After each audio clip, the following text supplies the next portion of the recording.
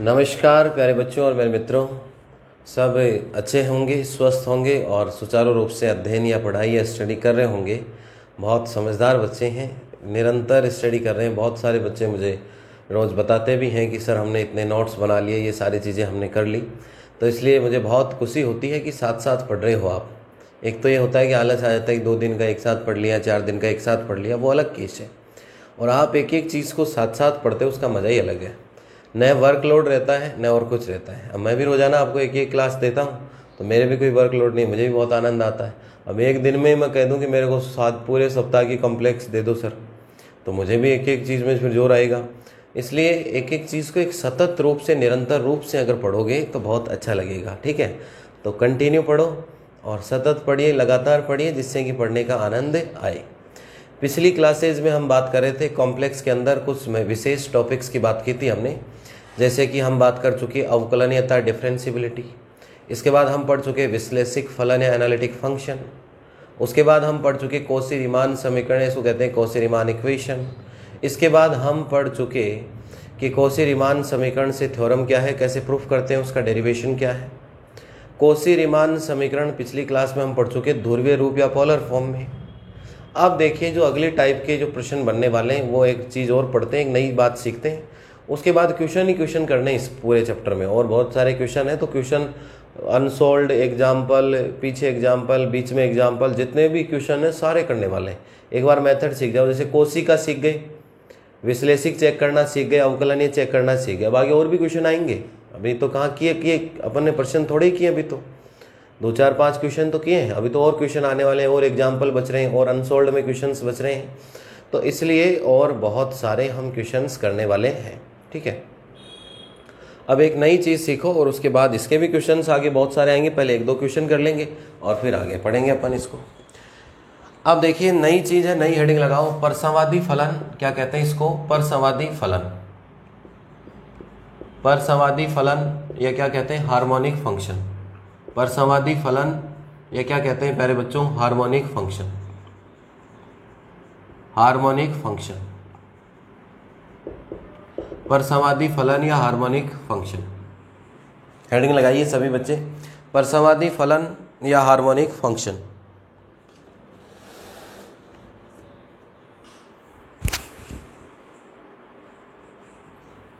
पहले परिभाषा लिखिए, किसी क्षेत्र D में परिभाषित, किसी क्षेत्र D में परिभाषित वास्तविक मान फलन, वास्तविक मान फलन, वास्तविक मान फलन, किसी क्षेत्र D में परिभाषित वास्तविक मान फलन, वास्तविक मान फलन u(x, y), फंक्शन कौन सा लेके चल रहे हैं? u(x, y) परसंवादी फलन कहलाता है। परसंवादी फलन कहलाता है। परसंवादी फलन कहलाता है यदि वह एवं इसके प्रथम 2 कोटियों के, यदि वह एवं इसके प्रथम 2 कोटियों के, एवं इसके प्रथम 2 कोटियों के अवकलज, प्रथम 2 कोटियों के अवकलज संतत हो तथा लाप्लास समीकरण,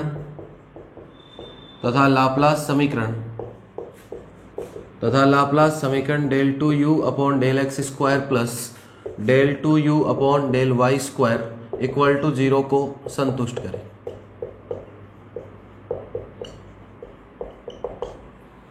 नोट करो,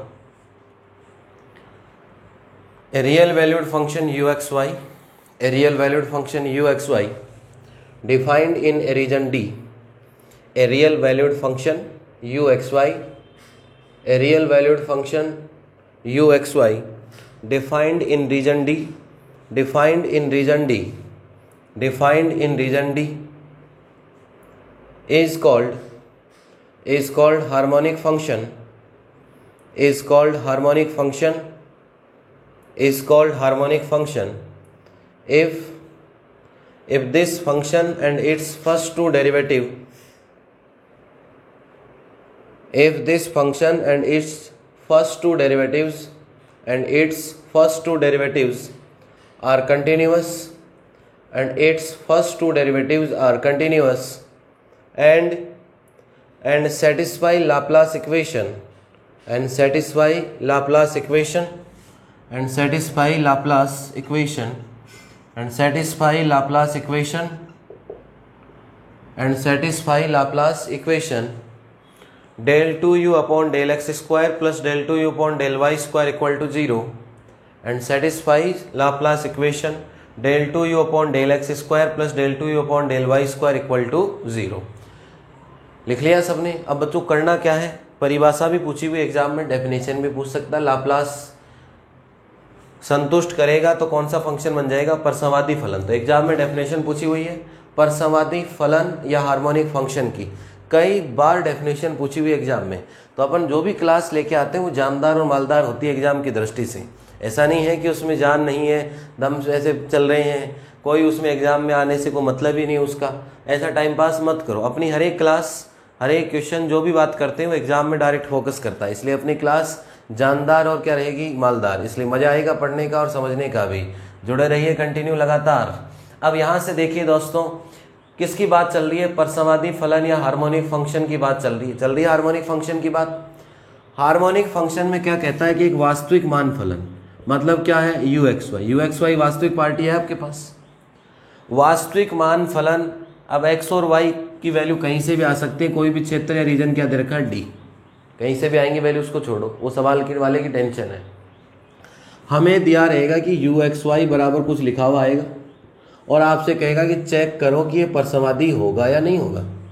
आपसे क्या चेक करवाएगा कि सवाल लिखा हुआ आएगा यू एक्स वाई बराबर कोई भी sine x plus cos y x square, कुछ भी सवाल, और आपसे कहेगा कि ये दिया गया प्रश्न परसंवादी या हार्मोनिक है या नहीं है, या सिद्ध कीजिए या प्रूफ कीजिए कि ये परसंवादी या हार्मोनिक होगा। यही काम करना है। तो इसमें क्या कह रहा है परिभाषा में कि यदि वह एवं इसके प्रथम दो कोटियों के अवकलज संतत हो, तो अपनी बुक में जितने भी सवाल हैं उसमें यू एक्स वाई और इसकी दो कोटियों के अवकलज del 2u upon del x एक बार और दो बार del 2u upon del x square. y के साथ देखें तो del u upon del y और del 2u upon del y square. यही हुए, यही तो है इसका मतलब कि वह एवं इसके प्रथम दो कोटियों के अवकलज, this function and its first two order derivative. First two order derivative देखें तो खुद तो फंक्शन यू एक्स वाई हो गया, del u upon del y, del u upon del x, del 2u upon del y square, del 2u upon del x square. ये क्या होने चाहिए, संतत या कंटिन्यूअस। तो अपनी बुक में जितने भी सवाल हैं उनमें ये सारे के सारे संतत हैं, कंटिन्यूअस है। ऐसा कोई भी सवाल नहीं है जिसमें कि ये संतत या कंटिन्यूअस नहीं है। ऐसा कोई भी प्रश्न नहीं है जिसके अंदर ये संतत या कंटिन्यूअस नहीं है। तो अपनी बुक में जितने भी प्रश्न हैं उनमें क्या है, संतत या कंटिन्यूअस है। किसी भी सवाल में इस यहाँ से लेके और परिभाषा की इस लाइन को चेक करने की आवश्यकता नहीं है, क्योंकि फंक्शन ही ऐसे हैं। ई की पावर एक्स है, साइन एक्स है, कोस एक्स है, तो ये सारे फंक्शन का ग्राफ देखें तो इनका कर्व हमेशा ही क्या होते हैं, संतत या कंटिन्यूअस होते हैं। अरे भाई साइन का ग्राफ कहीं ब्रेक होता है क्या, होता ही नहीं है।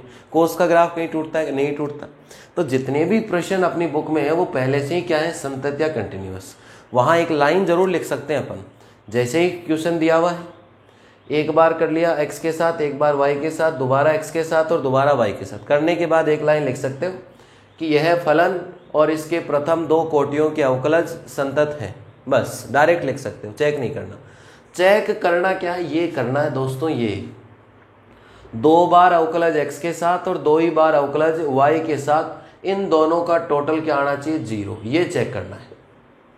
तो जब भी कोई क्वेश्चन में क्या पूछेगा, परसंवादी या हार्मोनिक पूछेगा। मान लो ये क्वेश्चन था यू एक्स वाई, तो उस क्वेश्चन में पहले यू का एक बार x के साथ, फिर यू का एक बार y के साथ, फिर दोबारा x के साथ और दोबारा y के साथ। इतना काम करने के बाद ये लाइन लिख दिया करो कि इसके अवकलज साइन कोस के सवाल है, e की पावर के, तो इनके अवकलज और खुद फंक्शन क्या है, संतत।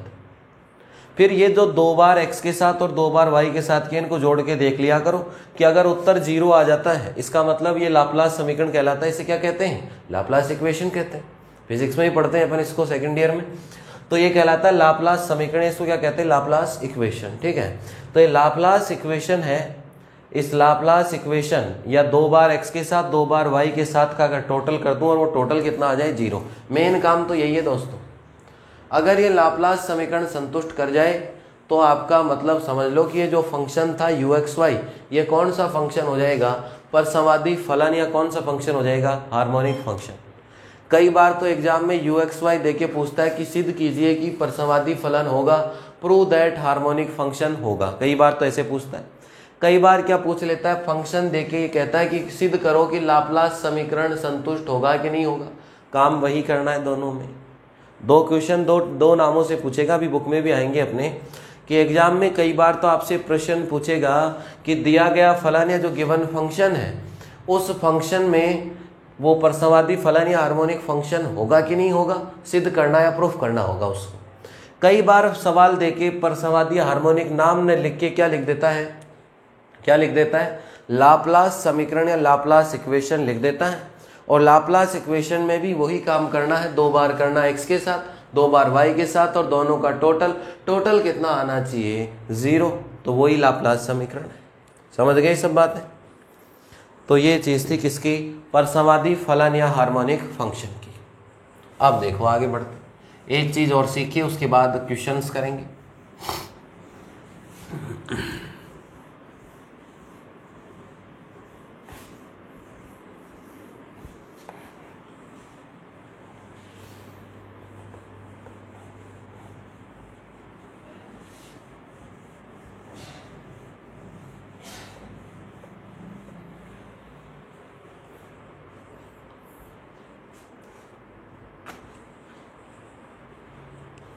इसके बाद लिखिए, हेडिंग लगाइए, हेडिंग लगाओ, फिर समझाता हूं क्या करना। परसंवादी संयुग्मी ज्ञात करना, परसंवादी संयुग्मी ज्ञात करना, संयुग्मी ज्ञात करना, और वो भी किसकी सहायता से? कॉची-रीमान समीकरणों से। कॉची-रीमान का मतलब है कि del u upon del x वो तो निकालने पड़ेंगे, कॉची-रीमान समीकरण से।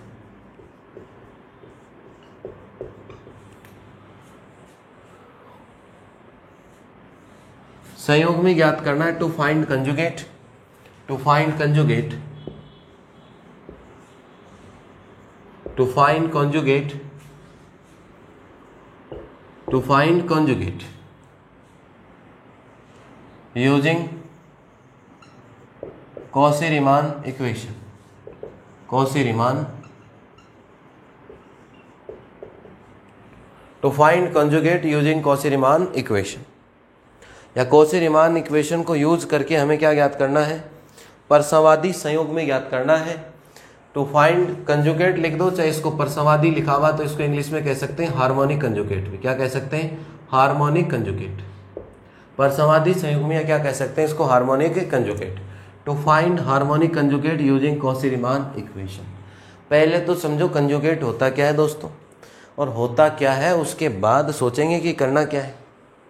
समझ गए मेरी बात को? हम पीछे पढ़ के आए कि कोई भी समिश्र फलन, एक बार लिखना मत, कोई भी समिश्र फलन या कॉम्प्लेक्स फंक्शन है। कॉम्प्लेक्स फंक्शन क्या होता है? F z equal to 2 part होते हैं, u x y plus iota कितना होता है? V x y. कोई भी समिश्र फलन या complex function f z equal to क्या होता है? U x y plus iota कितना होता है? V x y. यही होता है आपके पास। एफ जेड इक्वल टू कितना होगा? U x y plus iota कितना होगा? V x y. यही है कॉम्प्लेक्स फंक्शन। अब बात आती है कि परसंवादी संयुग्मी क्या चीज है गुरुजी? हार्मोनिक कंजुगेट क्या है? परसंवादी संयुग्मी या हार्मोनिक कंजुगेट क्या है अपने पास? देखिए, u के लिए परसंवादी संयुग्मी है v, और v के लिए परसंवादी संयुग्मी है u। u के लिए हार्मोनिक कंजुगेट है v, और v के लिए हार्मोनिक कंजुगेट क्या है? u। अब पूछेगा क्या आपसे? अभी तक इतना तो कंसेप्ट क्लियर हो गया होगा सबका कि परसंवादी संयुग्मी या हार्मोनिक कंजुगेट क्या होता है। हो गया क्लियर सबका? अब परसवादी संयुग्मी या हार्मोनिक कंजुगेट क्लियर होने के बाद कि u का परसवादी संयुग्मी v और v का परसवादी संयुग्मी कौन u है। कोई अब देखो एग्जाम में दो तरीके के सवाल बनते हैं। कई बार कहेगा u दे देगा और कहेगा u का परसवादी संयुग्मी ज्ञात करना, तो जब u देगा तो v निकालना है और जब v देगा तो क्या निकालना है u। समझ गए बात को। कई बार तो u लिखा रहेगा और कहेगा कि परसवादी संयुग्मी ज्ञात कीजिए, फाइंड इट्स हार्मोनिक कंजुगेट, इसका हार्मोनिक कंजुगेट ज्ञात करना, आपको फाइंड आउट करना है। तो u दिया हुआ है तो v ज्ञात करना है और v दिया हुआ है तो क्या ज्ञात करना है u। अब दोनों ही टाइप के सवाल बनते हैं, लेकिन अपनी बुक में जो प्रश्न दिए हुए हैं अपने सिलेबस के अनुसार, उसमें u तो देगा आपसे और क्या पूछेगा, v नहीं देगा, v पूछेगा। ये तो पूछेगा आपसे, ये तो पूछेगा क्वेश्चन में और ये देगा, ठीक है। कई बार फिर वो लास्ट में एक चीज और भी पूछ लेता है कि फलन या फंक्शन भी लिख दो, तो फलन लिख देंगे, u तो दे ही रखा था, v हम निकाल ही लेंगे, जिसको क्या कहते हैं परसवादी संयुग्मी हार्मोनिक कंजुगेट। दोनों को जोड़ के आयोटा लगा देंगे तो एफजेड लिखा जाएगा एक लाइन में। बस इतना ही तो काम करना है। कई बार वो फंक्शन भी पूछ लेता है कि उसके बाद फंक्शन भी लिख दो, तो फंक्शन लिख दो या फलन लिख दो, तो फलन में तो ux(y) प्लस आयोटा क्या लिखना होता है vxy, रिजल्ट आ जाएगा आपके पास। समझे मेरी बात को? अरे मेरी बात समझे क्या? तो देखो अपने जितने भी हैं उनमें ux(y) दिया होगा और आपसे कहेगा कि इसका परसवादी संयुग्मी ज्ञात करो, तो ux(y) का परसवादी संयुग्मी या हार्मोनिक कंजुगेट ज्ञात करो। इसका मतलब क्या होगा मेरे प्यारे बच्चों कि हमें क्या ज्ञात करना है vxy, हमें क्या फाइंड आउट करना है vxy फाइंड आउट करना है। इतना ही तो काम है अपने पास। अब देखो फॉर्मूला लिखते हैं कि कैसे ज्ञात करेंगे सर। तो देखो यहां इसमें फर्स्ट पॉइंट लगा के लिख लो, जब क्या दिया हुआ हो ux(y) दिया हो, जब ux(y) दिया हो, when ux(y) is given, जब ux(y) दिया हो, ux(y) देगा तो जब ux(y) दे देगा तो ज्ञात क्या करना है vxy। तो ब्रैकेट में लिख सकते हो vxy ज्ञात करना हो, vxy ज्ञात करना हो, vxy ज्ञात करना हो। भाई पहले फर्स्ट बात क्या सीख रहे हैं, हमारे जितने भी सवाल हैं उनमें क्या देगा ux(y) देगा। ux(y) देके आपको पूछेगा क्या परसवादी संयुग्मी या हार्मोनिक कंजुगेट पूछेगा। परसवादी संयुग्मी या हार्मोनिक कंजुगेट पूछेगा किसका ux(y) का। जब ux(y) का हार्मोनिक कंजुगेट पूछ रहा है इसका मतलब निकालना तो क्या है vxy। तो when ux(y) given या ब्रैकेट में लिख लो to find vxy, when ux(y) given या to find vxy। v find out करना, तो देखो फॉर्मूला देखना, यहां लिखा करो dv, यहां क्या लिखा करो dv, बोर्ड पे देखना, यहां लिखा करो dx और यहां प्लस का निशान और यहां लगाया करो dy, ठीक है लिख लिया dv dx और क्या लिखना है dy। प्रूफ की जरूरत नहीं है इस फॉर्मूले की, फॉर्मूला ही काम आएगा सवाल करने में। यहां लिखा करो dv, v ज्ञात करना तो v डायरेक्ट ज्ञात नहीं होगा, dv ज्ञात होगा। dv का क्या कर लेंगे समाकलन इंटीग्रेशन, तो v आ जाएगा। dv का क्या कर लेंगे सोल्व कर लेंगे समाकलन इंटीग्रेशन से या जिस भी तरीके से करेंगे, तो आपके पास क्या रिजल्ट आ जाएगा v आ जाएगा। समझ रहे हो मेरी बात को? तो dv बराबर यहां लिखा करो dx और यहां लिखा करो dy। दिया हुआ क्या u दिया हुआ है, u तो दे ही रखा आपको। तो देखो u का x के साथ और y के साथ अवकलज कर लो, dx के साथ तो लगाओ y का और y वाले के साथ u का लगाओ x के साथ, और ये प्लस का तो इसके निशान लगा लो माइनस का। ये फॉर्मूला हो गया प्यारे बच्चों किसका ज्ञात करने का vxy ज्ञात करने का। dv लिखो, dx लिखिए और dy लिखो। दिया हुआ क्या रहेगा u, v तो निकालना है, तो u का x के साथ कर लो और u का y के साथ कर लो। x वाले के साथ y लगाओ, y वाले के साथ x लगा लो। ये बीच प्लस का तो ये किसका हो गया माइनस का, एक प्लस का तो ये किसका हो गया माइनस का। ज्ञात करने को तो हम v से u भी ज्ञात कर सकते हैं, लेकिन ऐसा आपने कोई सवाल ही नहीं है। तो आपको इतना ही काम करना है कि ux(y) से क्या ज्ञात करना है vxy। तो फॉर्मूला होगा dv dx और dy। यहाँ dx dy लिखने के बाद u दे रखा है तो u का x के साथ कर लो और y के साथ। तो ये कोशी-रीमान समीकरण की तो पार्ट है, इसलिए तो कहते हैं कोशी-रीमान समीकरण से। कोशी-रीमान समीकरण में यही तो आते हैं del u upon del x, del u upon del y, यही तो चीज़ें आती हैं। तो इसलिए ये फॉर्मूला कोशी-रीमान को काम में लेते हुए बनाया गया है। अब बताओ फॉर्मूला सबके याद हुआ कि नहीं हुआ? मुझे ये बता दो कि हमें फॉर्मूला याद हो गया गुरुजी? बिल्कुल। परसंवादी फलन हम सीख गए, हार्मोनिक फंक्शन हम सीख गए, और परसंवादी संयुग्मी या हार्मोनिक कंजुगेट निकालना हम सीख गए। बताओ मुझे कि हम ये 2 काम सीख गए जो आज आपने सिखाए। कौन कौन से? एक तो हम परसंवादी फलन सीख गए, हार्मोनिक फंक्शन हम सीख गए, और एक दूसरा हम सीख गए परसंवादी संयुग्मी या इसको हम कहते हैं हार्मोनिक कंजुगेट हम सीख गए। 2 चीज़ें बहुत बेहतर तरीके से सीख गए होंगे आप लोग। u एक्स वाई से क्या ज्ञात करना होगा? v x Y. u का संयुग्मी कौन कहलाता है? v x y. ज्ञात कैसे करते हैं? v ज्ञात डायरेक्ट नहीं होगा, यहाँ लिखते हैं dv, यहाँ लिखते हैं dx, यहाँ लिखते हैं dy। ठीक है, u का कर सकते हैं x के साथ और y, dx वाले के साथ y, y वाले के साथ x के साथ लिखेंगे, और एक प्लस का तो किसका करेंगे? माइनस का। समझ आ गया बच्चों सबके? आप देखिए इस पे सवाल करते हैं। क्या करते हैं? सवाल। लिख लो सब, फॉर्मूला लिख लिया होगा ना? नहीं लिखा तो लिख लो। दोनों चीज़ें याद हो जानी चाहिए अभी की अभी। ऐसा नहीं कि घर जाके आंख बंद बंद करके रट रहे हैं फॉर्मूले को। अभी याद होना चाहिए भी फॉर्मूला सभी लोगों के, और उसके बाद अपन आगे पढ़ेंगे। लिख लिया सबने? तो यहाँ से एग्जाम में क्वेश्चंस आएंगे, फॉर्मूले नहीं पूछेगा, क्वेश्चंस पूछेगा। अब क्वेश्चंस तभी होंगे जब हमें फॉर्मूले आएंगे। ठीक है, अब देखो इस चैप्टर में अब क्वेश्चन से क्वेश्चन आने भाई, एक फॉर्मूला और बताना है बस, बाकी अब क्वेश्चन से क्वेश्चन करने हैं। अवकलनीय के, विश्लेषिक के, कोशी रीमान के, परसंवादी के, परसंवादी संयुग्मी के, और एक और आएगा मिलन टॉमसन विधि। उसके बाद इसमें क्वेश्चन ही क्वेश्चन है सारे के सारे। थ्योरम अपन साथ साथ करते चल ही रहे, पीछे 2 थ्योरम कर चुका मैं, तो इसलिए कोई इश्यू आएगा नहीं अपने थ्योरम में। और क्वेश्चंस भी कर रहे हैं कुछ कुछ, और बाकी सारे क्वेश्चंस आगे करने वाले हैं अपन। बिल्कुल मत घबराइए। आप देखो क्वेश्चन क्या दे रखा आपको और क्या हमें करना है इसमें। तो देखो क्वेश्चन लिखिए,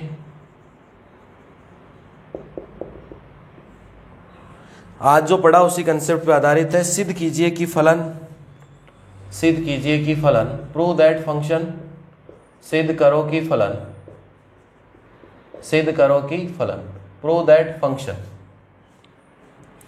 u इक्वल टू दे रखा cos x, cos hyperbolic y, परसंवादी फलन या हार्मोनिक फंक्शन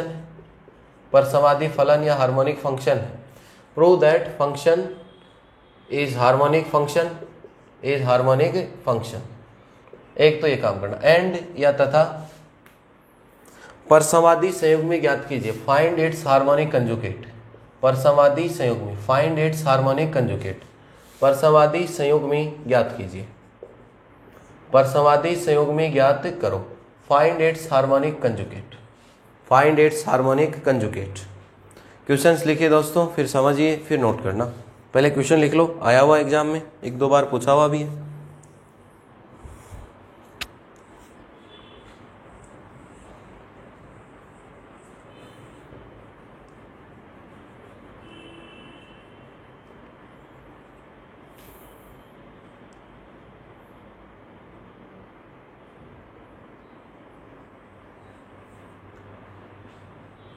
लिख लिया होगा सबने?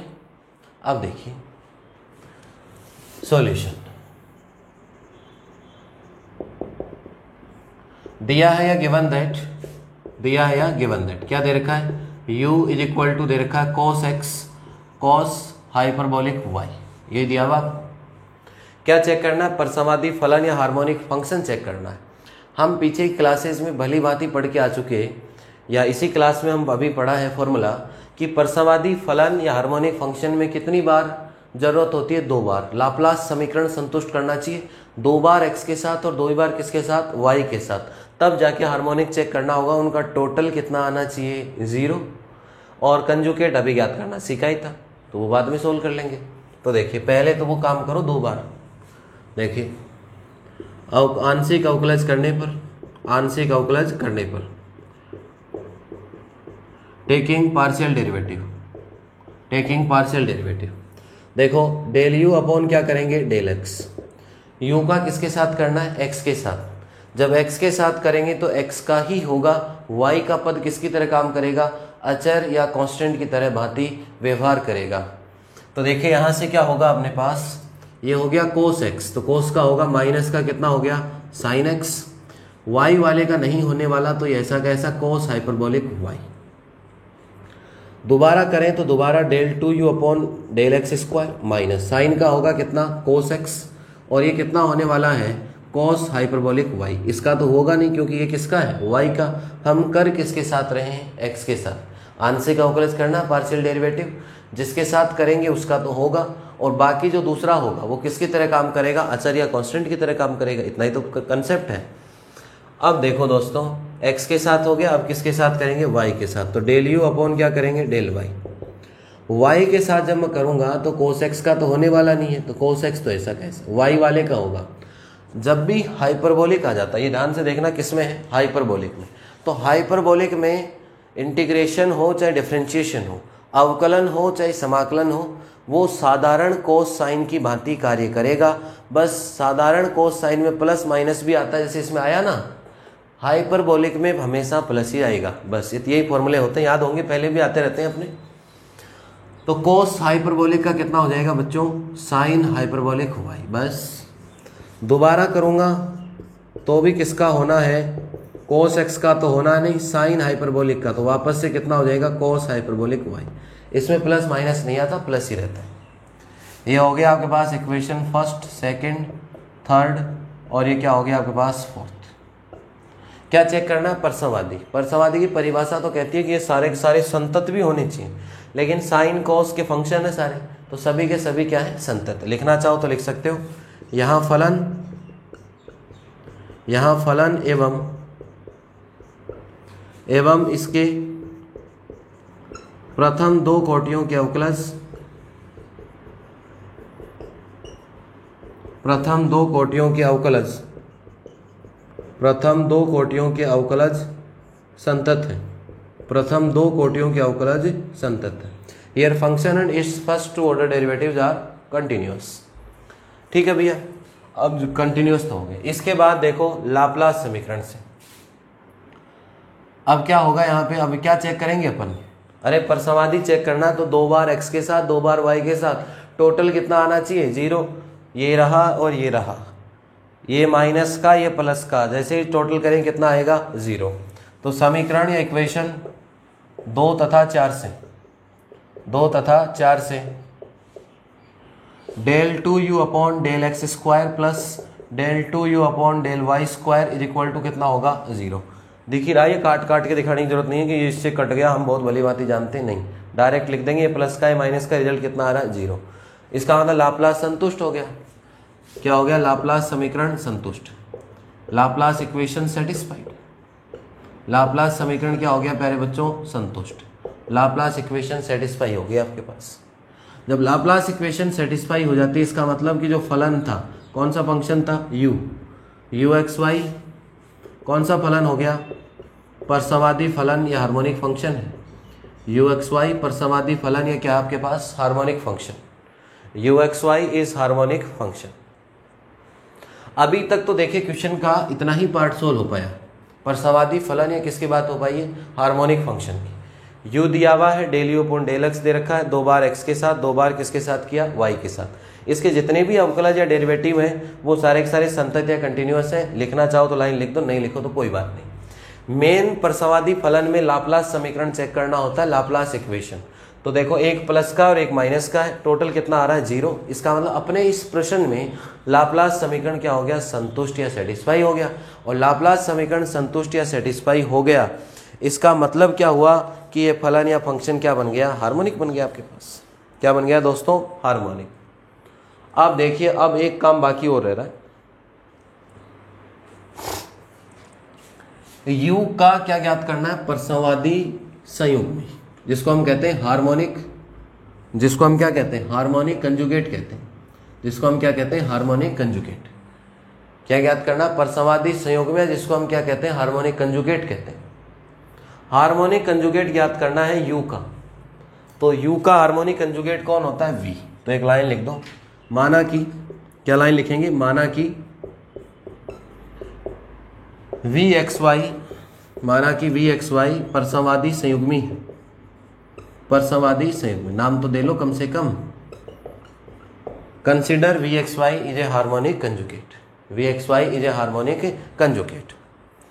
अब देखिए जो फॉर्मूला अभी मैंने पीछे लिखा था याद करने के लिए, वो फॉर्मूला अगर किसी के याद नहीं भी हो पाता है तो भी कोई बात नहीं, बनता कहाँ से वही बता देता हूँ। वहाँ तो चलो मैंने याद करने की टेक्निक बताई थी, अब बनता कैसे। संपूर्ण अवकलज आंशिक, देखो dv बराबर, v किसका फंक्शन होता है, x और y का, तो v का एक बार x के साथ और dx ऐसा ही तो होता है, v का y के साथ और कितना होता है dy, यही तो होता है प्यारे बच्चों। संपूर्ण आंशिक अवकलज टोटल पार्शियल डेरिवेटिव हो गया। अब देखो कोसी रीमान लगाओ इसमें, del v upon del x, दिमाग लगाओ पीछे, del v upon del x Cauchy Riemann के दूसरे समीकरण से किसके बराबर है, minus del u upon del y के, और del v upon del y Cauchy Riemann के पहले समीकरण से किसके बराबर है, del u upon del x के।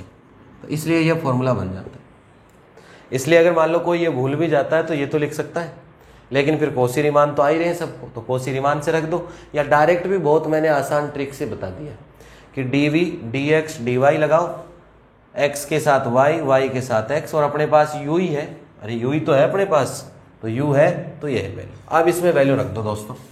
वैल्यू कहाँ से रखी जानी है, समीकरण 1 और 3 से, समीकरण 1 तथा 3 से, by equation first and third.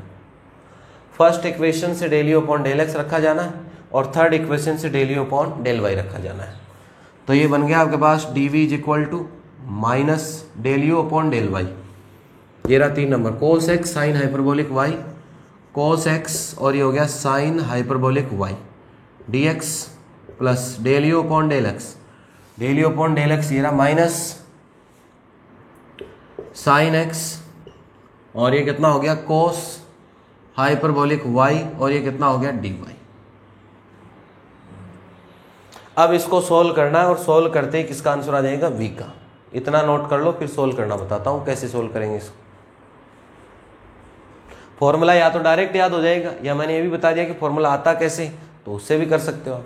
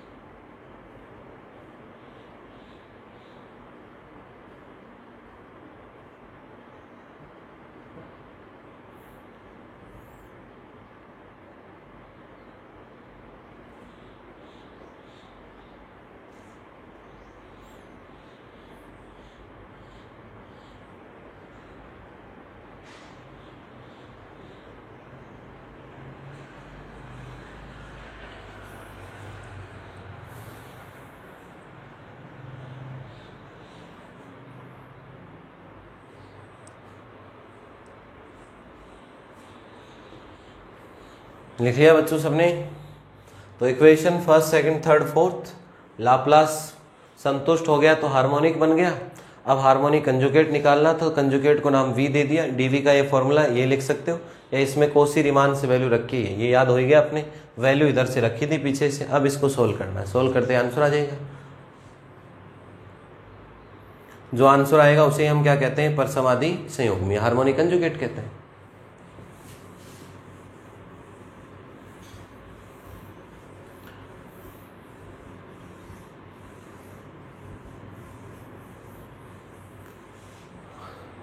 अब देखिए इसमें कोई डायरेक्ट कोई एक दो चीज़ तो है नहीं।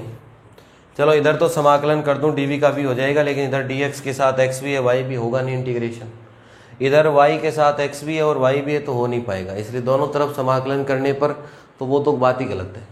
ठीक है, देखो इसको कई तरीके, एक बार आज एक तरीका बता देता हूँ, अगली क्लास में दूसरी चीज़ बताऊँगा, है ना। यहाँ से देखो इस वाले को मैं ऐसे लिख सकता हूँ क्या दोस्तों, dv इज इक्वल टू क्या लिख सकते हैं इसको, डी वी इक्वल टू, दोनों का माइनस तो कॉमन ले लो, डिफ्रेंशिएशन डी लगा दो और इसको लिख दो साइन एक्स और एक को तो लिख दो साइन एक्स और एक को लिख दो साइन हाइपरबोलिक वाई। थोड़े दिनों में सीखने लग जाओगे चीजें।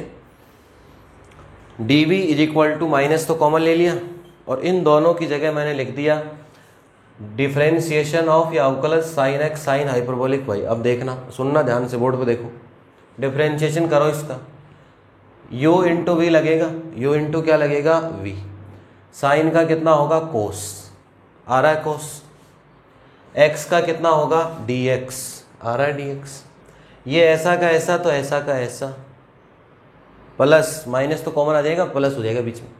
अगली बार साइन का नहीं होगा तो नहीं होगा, साइन हाइपरबोलिक का होगा तो हो गया भैया, कितना हो गया कोस, और y का कितना हो गया बाद में dy, बस यही तो बना। अब दोनों पक्षों में समाकलन कर सकते हैं, इधर डिफरेंशिएशन है, ये dv का मतलब क्या है, डेरिवेटिव ऑफ v है, अरे d का मतलब है डेरिवेटिव ऑफ v। अब दोनों पक्षों में समाकलन लेने पर, दोनों पक्षों में समाकलन लेने पर, taking integral in both sides, समाकलन लिया तो देखो ये डेरिवेटिव हट जाएगा, अरे समाकलन से अवकलन हट जाता है, अवकलन से कौन हट जाता है, समाकलन हट जाता है। v is equal to minus अपनी जगह ये हट जाएगा, ये कितना हो गया साइन x, ये हो गया साइन हाइपरबोलिक y, अब समाकलन किया है तो प्लस कितना आएगा c, ये आंसर किसका आ गया v का। इसे कहते हैं परसंवादी संयुग्मी।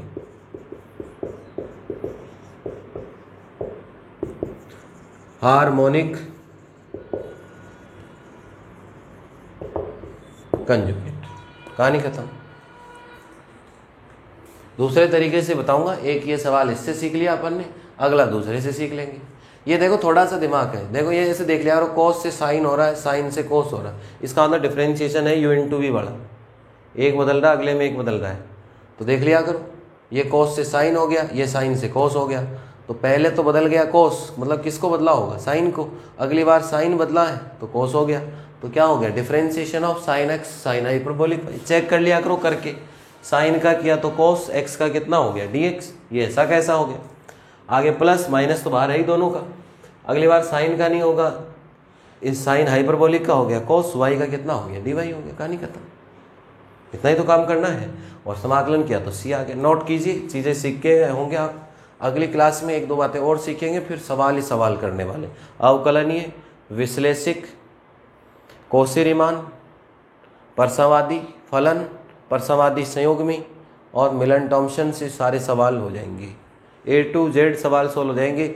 यहाँ तक पढ़िए बिल्कुल अच्छे से, चैप्टर को पीछे से पढ़ना शुरू कर दो दोस्तों। अगली क्लास के बाद क्वेश्चन ही क्वेश्चन आने, बीच बीच में से बातें काम आएंगी कि अवकलनीय या डिफरेंशिएबिलिटी क्या होता है, अवकलनीयता डिफरेंशिएबिलिटी भी काम आएगी, विश्लेषिक भी काम आएगा, कोशी रीमान भी काम आएंगे। तो पीछे का रिवीजन करना शुरू कर दो, एक दो दिन में, आज कर लो कल कर लो। इसके बाद अगली क्लास से तो सारी चीज़ें रोज़ काम आनी है, पढ़ने की इच्छा हो तो, नहीं तो वो एक दिन में तो करने ही बड़ा विद्वान तो हो ही आप, मैं समझता हूँ बातों को, तो इसलिए पढ़ा करो कंटिन्यू। बाकी मिलते हैं अगली क्लास में, धन्यवाद सबको।